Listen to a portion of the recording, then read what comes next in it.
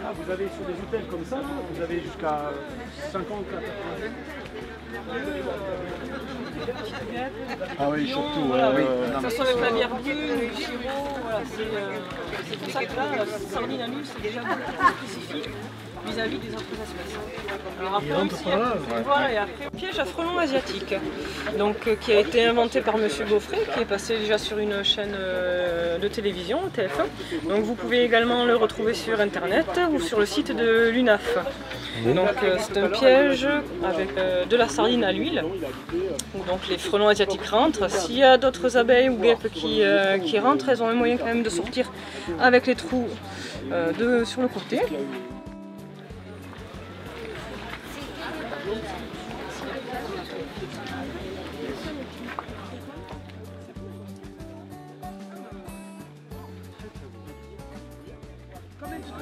Derrière, en fait, vous travaillez, c'est ça? Voilà. Tout le monde pense que c'est merveilleux. Et donc, il y a des choses magnifiques, vraiment magnifiques. Et ça, c'est quoi?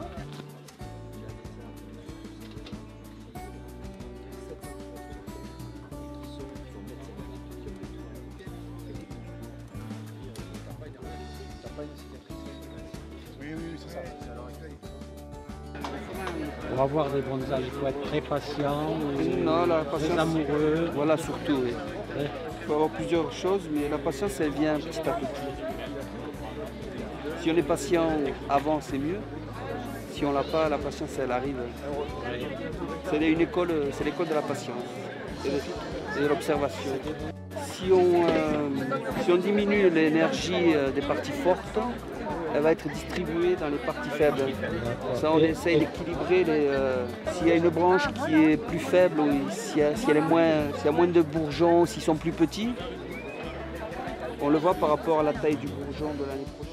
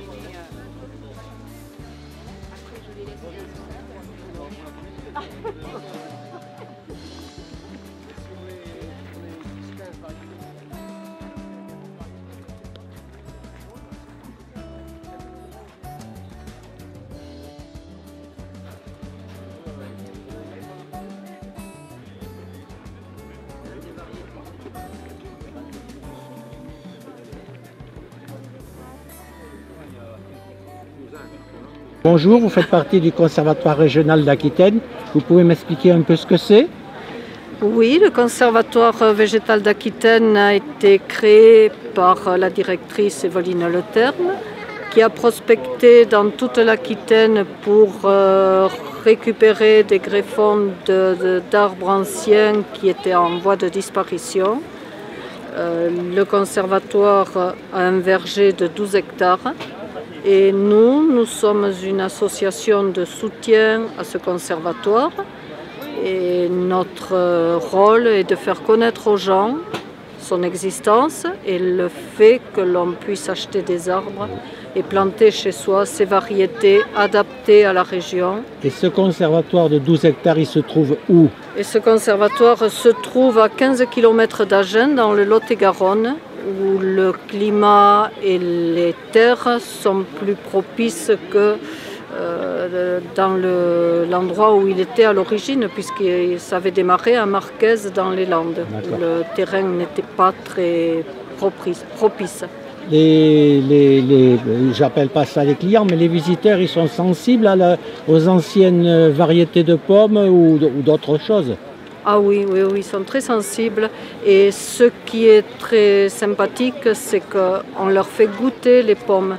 Donc rien ne vaut d'acheter ce que l'on a goûté, que l'on a aimé. C'est évident. Voilà. Bien, mais je vous remercie, madame. Merci à vous. Donc les collectivités font des choses pour sensibiliser les particuliers, les communes et les agriculteurs. Jardin sans pesticides, Oui. Comment on fait? Beaucoup d'huile de coude et des recettes de grand-mère. Utiliser des purins, des choses comme ça. Ah d'accord. C'est tout?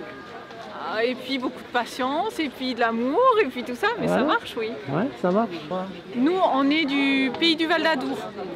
On Ouais. travaille pour la CEMADOUR, qui est un regroupement de communautés de communes, qui édite un petit guide qui sensibilise pour sensibiliser les particuliers et essayer de moins utiliser de pesticides dans le jardin, parce qu'on se rend compte que les jardiniers amateurs sont aussi consommateurs de produits phyto. Alors, pour s'affranchir des escargots et des limaces, qu'est-ce que vous conseillez? La cendre, la sciure, La bière, la bière, c'est très bon. oui, vous faites des espèces de pièges à limaces avec de la bière, et bon, il faut renouveler souvent, et ça marche. Après, c'est pas une science exacte, il faut aussi accepter d'avoir un peu moins de production, mais une production de meilleure qualité. C'est aussi ça, c'est aussi raisonner différemment son jardin et penser de façon globale à l'environnement, à sa santé.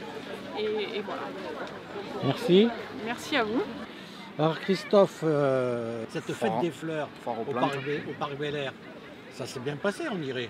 Donc effectivement, cette fête des fleurs cette année s'est passée en deux temps, puisque ce matin c'était un peu pluvieux. Donc on s'est trouvé avec un public acheteur qui est venu ce matin et plus connaisseur. Et cet après-midi, le soleil était au rendez-vous, donc effectivement beaucoup de gens sont venus se promener. Et il y a eu aussi quand même pas mal d'échanges et d'achats impulsion cet après-midi. Donc je pense que les producteurs, je suis en train de faire le tour, voir avec eux, sont assez satisfaits de cette 4e édition. J'ai discuté avec le conservatoire D'Aquitaine. d'Aquitaine. Oui. Apparemment, c'est un stand qui était bien aimé du public. Oui, je pense que c'est un stand qui était bien aimé du public puisqu'il y avait les anciennes variétés. Donc on est sur un terroir tarbes où il y a pas mal de campagnes aux alentours. Et ils proposaient des vieilles variétés et la vente de fruits. Donc effectivement, les gens ont été sensibles à ça, plus aux démonstrations de greffage. Lorsqu'on montre effectivement des techniques qu'on ne connaît plus, effectivement, ça plaît beaucoup aux gens. Et il y avait un autre stand que j'ai beaucoup aimé personnellement, c'est le stand des bonsaïs des Amis de Pau. Voilà, c'est ça. Donc également, il y avait les bonsaïs palois qui sont venus faire une démonstration et ont amené leurs plus belles pièces cet après-midi. C'était magnifique. Bon, ben, je n'ai qu'à vous souhaiter autant de bonheur pour l'année prochaine et bravo pour ce que vous faites. On va essayer pour la 5e de reconcocter tout ça.